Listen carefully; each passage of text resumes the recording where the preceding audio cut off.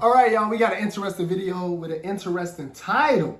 It's titled Katt Williams drops new bombshell about Michael Jackson. This video was dropped a couple months ago, It say what really happened. So I don't know what he's finna say about Michael Jackson. Hopefully it's nothing bad, but let's see. Let's see what Katt Williams finna say. He's finna say what really happened. We watched this again right in front of our own face. Katt Williams, who is known for dropping some truth bombs, has apparently released a missile that is set to obliterate certain grapevine for weeks to come. The 52-year-old comedian's words came on the back of a string of statements from Michael Jackson's family members and friends on the passing of the musical icon. What did the celebrated comedian say? And why should other prominent black artists take note? You knew it was gonna happen. He told us and we didn't know. He named his last tour, This Is It. A video making rounds on the internet shows... They say he knew, he basically said like he knew he was finna die. He named his whole tour, This Is It. Exactly. That was an interesting title to name your tour, This Is It.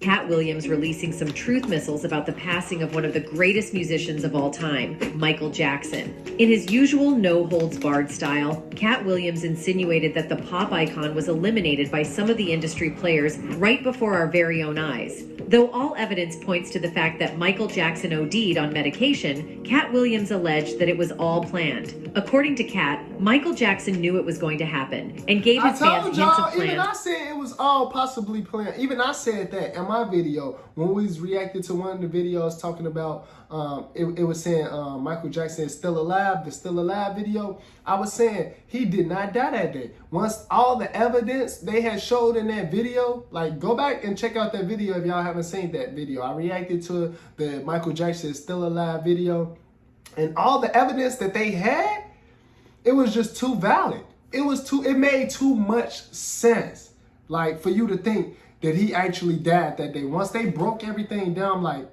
I knew it. Now, he could possibly be dead now. But he didn't die that day. He did not die that day.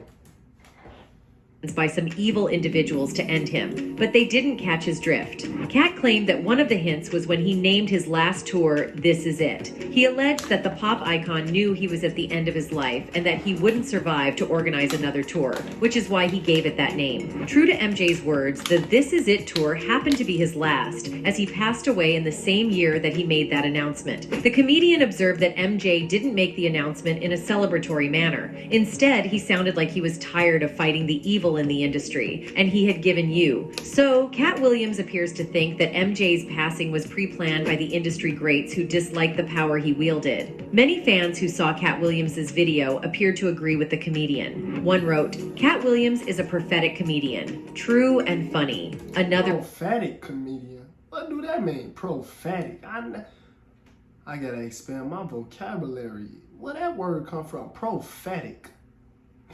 What does that mean? I've never heard that word before, ever. Prophetic. How Katt Williams is a prophetic comedian? What does that mean?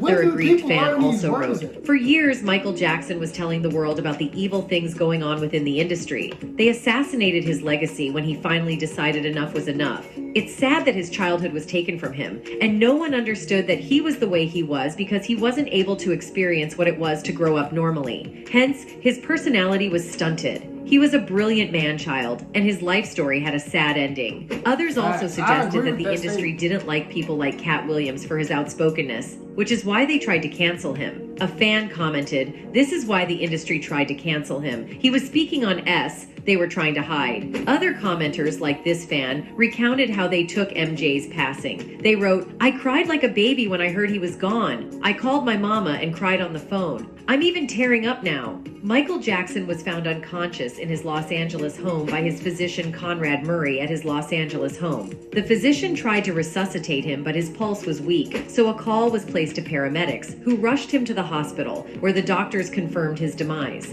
According to medical reports, the pop icon lost his life to overdosing on the prescribed surgical anesthetics and antidepressants. The records established that his personal physician administered the to him the night before his passing, raising several eyebrows within the industry and the fandom. What many people found surprising was his personal doctor's failure to inform the paramedics and the physicians at the hospital of the he had administered to MJ the night before. Even worse, the coroner's report indicated that the doctor had injected MJ with lethal levels of the medications. These revelations angered many fans, and they started calling for Conrad Murray's head. Soon, Conrad Murray was arraigned before the court and charged with voluntary manslaughter. The physician pleaded not guilty and told the press, "I have done all that I can do to help the police. I told the truth, and I have faith the truth would prevail." Murray's trial lasted for 6 weeks, with the jury given an extra 2 days to deliberate on the matter. On the 29th of November 2011, Murray was convicted and sentenced to 4 years in prison for voluntary manslaughter. The prosecution argued that it was Murray's injections that caused the icon to lose his life and therefore pushed for a stiffer punishment. However, the doctor's defense argued that he should be put on probation instead of prison because he had no criminal record. As expected, the 4-year sentence angered the family and fans as they thought that Dr. Conrad deserved worse punishment than what was handed to him. The rumor mill then went into overdrive with a million explanations and theories about MJ's passing. One prominent theory surmised that MJ was eliminated on purpose, and the doctor was in on the act all along. They questioned why a doctor of his reputation would administer higher levels of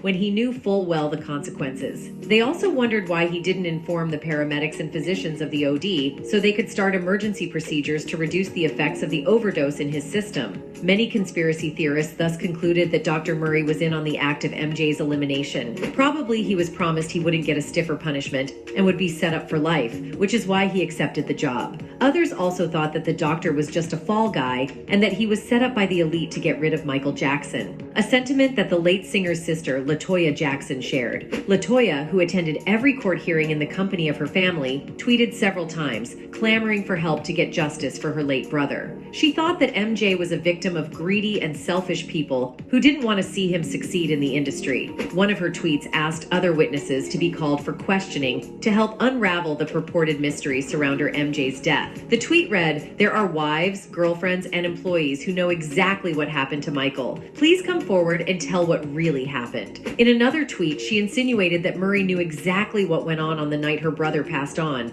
but he didn't want to open up for fear of retribution from the powers that be. "Michael worked his entire life for his children. Please help us get justice. Dr. Murray is a very small piece of the puzzle," she wrote. "I feel like screaming. Murray knows exactly what happened at Carrollwood, and who else is behind all of this?" The ever-tweeting LaToya then claimed that her brother was eliminated for his money, but exonerated her family, saying that they had no hand in his passing. Whenever someone is murdered, you follow the money trail and you see who has the most to gain. Those are normally the ones responsible. And then she added, "The family has absolutely nothing to do with his estate." Interestingly, fans were divided on LaToya's sentiments. Some agreed with her that the doctor was in on the act all along, given the reasons stated earlier in the video. However, there was a small section of fans who thought that the doctor was innocent of all the charges and that he was only dispensing his duties. According to them, the media and law enforcement were only scapegoating Conrad Murray when there were other issues surrounding MJ's elimination. For example, they pointed out that MJ was addicted to sleep and pain medications for years, and that his family tried to stage an intervention in 2007. However, their efforts were thwarted when they got to the gate of the estate, only to be turned away by his security. They also claimed that several medications were found at the singer's residence after he passed, most of them under fraudulent names. According to one 2004 police report, the late singer was taking up to 40 anti-anxiety medications. Thus, the fans believed that Dr. Murray was only a victim of circumstance and should be left off the hook with a slap on the wrist. However, Paris Jackson, MJ's daughter, didn't side with such sentiments.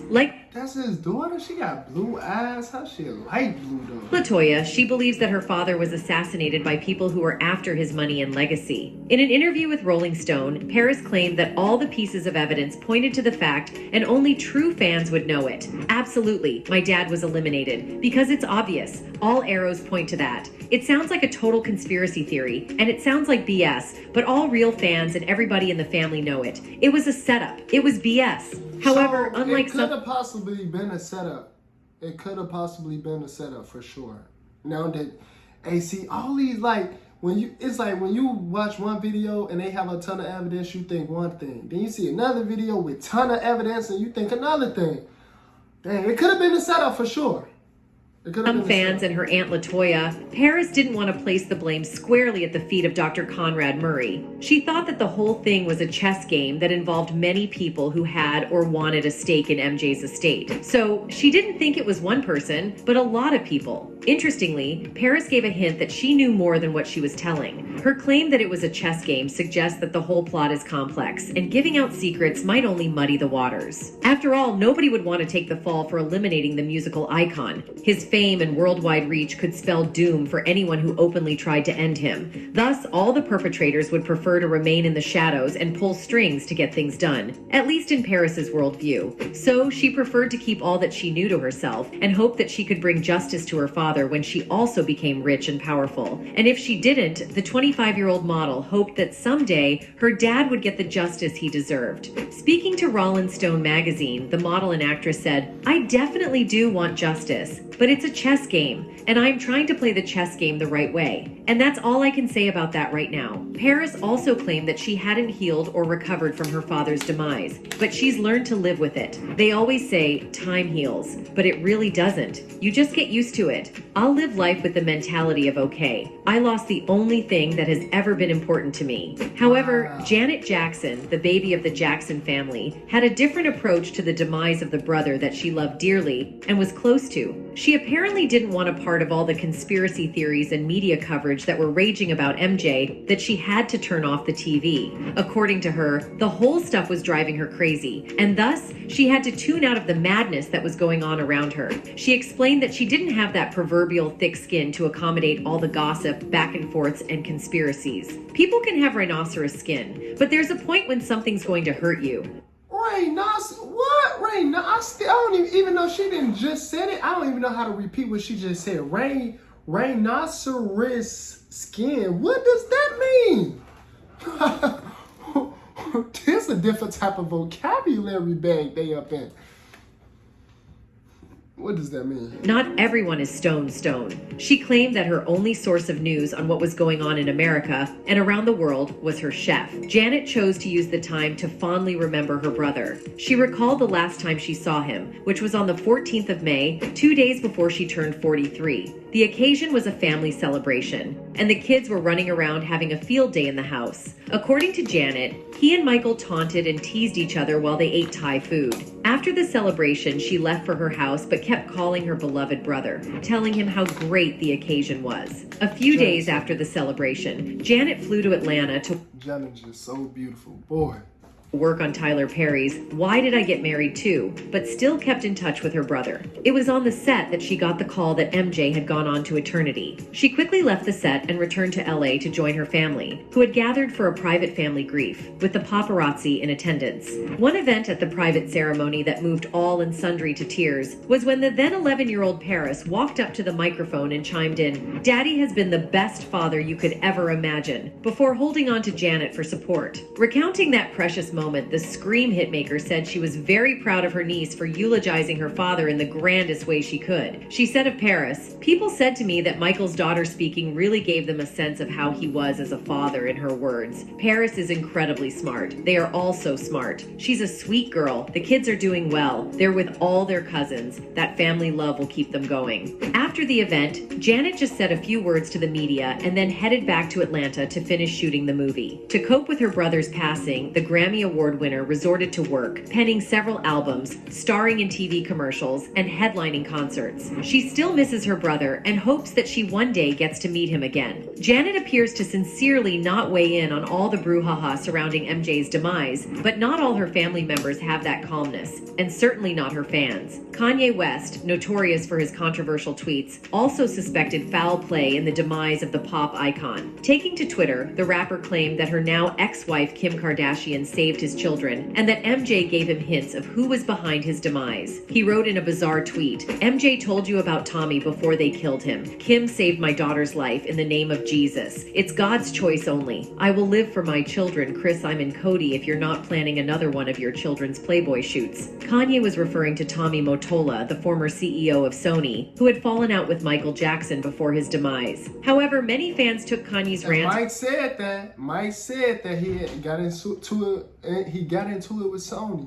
He wasn't messing with Sony no more, and Sony wasn't messing with him. With a grain of salt, as they were now accustomed to them. Nevertheless, a few fans felt that Ye knew what he was about, and his revelations shouldn't be taken as the ramblings of a patient with mental issues. According to them, Kanye was in the same industry. In fact, a core part of the industry. Therefore, he knew what was going down. They felt that if there were anyone who would have information about MJ's passing, it would be Kanye, who is also not afraid to speak his mind. Curiously, MJ himself had accused Tommy of being evil and mistreating black artists. The whole beef started years ago, but it came to public knowledge when MJ spoke out publicly at a news conference in 2002. At the press conference, he accused his own label, Sony, and its executive producer, Tommy Mottola, of racism. Record companies really do conspire against their artists. They steal, they cheat, they do whatever they can, especially from the black artists. Sony, Tommy Mottola, the president of the record division, he is a mean, he's a racist, and he's very devilish. Illustrating his statement, the pop icon produced a poster of the depicted Tommy Mottola with devilish horns and a pitchfork. He then held a placard that read, "Sony Music Kills." According to sources, Jackson was upset with Sony because the label refused to promote his 2001 Invincible album. Another reason was that the label failed to release a song that he had recovered for victims and survivors of the 2011 terror attacks on the US. He also explained that the music labels don't take care of their black artists, which is why they're constantly touring to make ends meet. They steal, they cheat, they do everything they can, especially against the black artists. People from James Brown to Sammy Davis Jr., some of the real pioneers that inspired me to be an entertainer. These artists are always on tour because if they stop touring, they will go hungry. If you fight for me, you're fighting for all black people, dead and alive. To add salt to injury, Jackson's negotiations with his label regarding the licensing of his album masters went south, leaving him no choice but to contract with Sony. As a result, the Bad singer refused to tour with the album. Jackson also once accused Tommy of using the N-word on an unnamed artist under the label. Though Michael's friend, Rev Al Sharpton, supported Michael's issues with the record label, he didn't like what he said about Tommy Mottola. In his view, Tommy was a good guy who helped black artists and promoted black artists. Rev Sharpton explained, "Tommy was the first record executive to step up and offer to help us with respect to corporate accountability when it comes to black music issues. I have known Tommy for 15 or 20 years, and never once have I known him to say or do anything that would be considered racist. I didn't know that Michael planned to personally attack Tommy, but nobody tells Michael Jackson what to do." Sony also defended their CEO by releasing a statement claiming that Michael Jackson's comments were ludicrous and hurtful, to say the least. They claimed that Mottola was a well-respected employee who sought the progress of JM and all other artists on the label. They accused MJ of abusing the power that came with being a celebrity to slight the character of a hardworking individual like Mottola. They then labeled Jackson's claims as bizarre and indicated that his issues probably didn't lie with the marketing or distribution of his album Invincible, but elsewhere. Rev Al Sharpton then claimed that he'd received a flurry of phone calls from industry players and big artists expressing their disappointments in MJ's outbursts concerning Jackson's rants. However, many fans supported their idol against Mottola and Sony. They claimed that MJ knew what he was talking about, but wasn't used to speaking to the media, so he didn't know how to present his issues. They explained if nothing were wrong with how he was being treated at the label, he wouldn't make such statements. The fans surmised that since Michael was a soft-spoken person, something must have definitely triggered him to make such outbursts. They accused all the producers who didn't agree with MJ's outbursts of being part of the rot that their icon was talking about. They concluded that Michael's rants made them uncomfortable, so they allegedly found creative ways of making him go without the trail leading back to them. However, they were not the only ones that the fans linked to the demise of their music icon. The fans also blamed the Illuminati for eliminating MJ. According to them, the secretive group saw MJ as a threat to their business. They explained that the singer had started talking and revealing deep secrets within the organization, and thus they had to act fast. They surmised that Michael was the only artist bold enough to drag Sony and Tony Mottola in the mud in front of the whole world. If he had the confidence to use his power to speak up for the artists struggling under the weight of the Illuminati, then he could bring their entire business to a halt. That is why they carefully planned and executed his demise. Some interesting theories also suggested that Michael Jackson actually passed on 2 years before, in 2007. According According to Theory, Michael was replaced by a body double at the O2 Arena to promote his tour. They claimed that Michael looked taller than usual and his fingers looked stumped. Moreover, he arrived at the venue 90 minutes late, led the crowd in a few minutes of "This Is It" chant, and disappeared right after that. Other sources also claimed that the musician was alive in Mexico. They based their theory on one man who claimed he saw the late pop star entering Mexico on the day that his passing was announced. However, up until now, no one in the country has laid their eyes on the pop icon.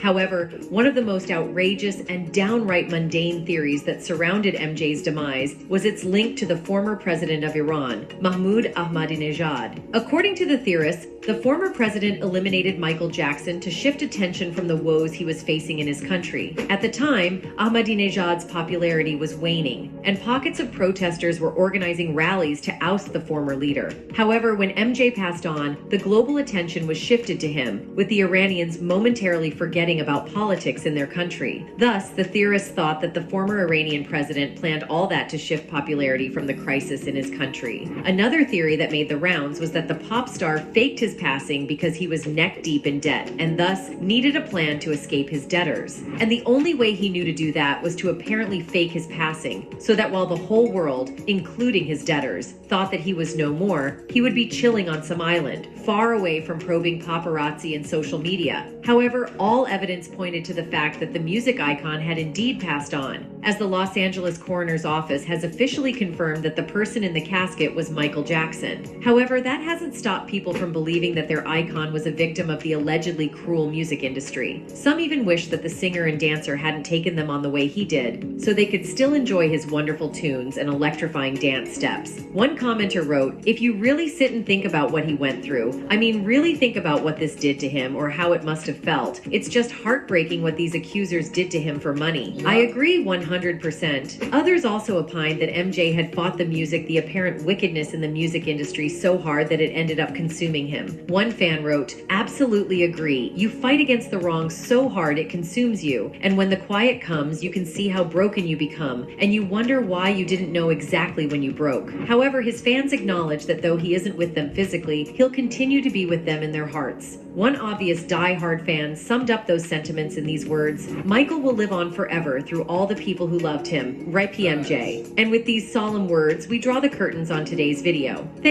All right, so that's it. I enjoyed this. I kind of believe Katt Williams and Kanye that Mike knew either his time was coming, they was going to try to take him out, and that he possibly had to find a way to escape. So it could be either one. They took him out, or he found the way to hurry up and escape. It's either one, I believe.